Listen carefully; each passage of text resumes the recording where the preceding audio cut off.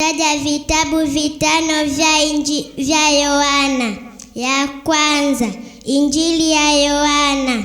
Ya pili, Yohana ya kwanza.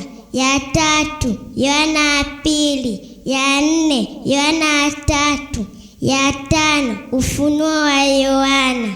Naenda kutaja vitabu vitano vya mashairi: Ayubu, Zaburi, Misali, Mhubiri, Wimbo Ulio Bora.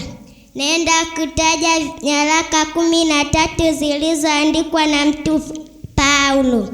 Ya kwanza, Warumi, Wakorinto wa kwanza, Wakorinto wa pili, Wagalatia, Waefeso, Wafilipi, Wakolosai, Wathesalonike wa kwanza, Wathesalonike wa pili, Timotheo wa kwanza, Timotheo wa pili, Tito, Filemoni. Naenda kutaja vitabu vitano vya manabii wakubwa: Isaya, Yeremia, Maombolezo, Ezekieli, Danieli.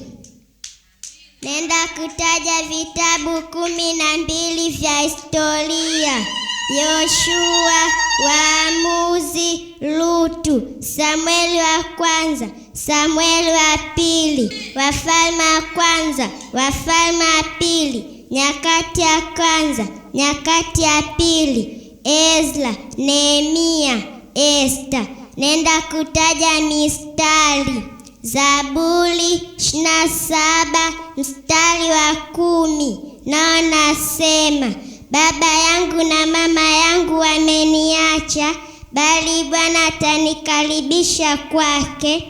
Zaburi 37 mstari wa 1, nao nasema: Usikasirike kwa sababu ya watenda mabaya, usiwahusudu wafanyao ubatili.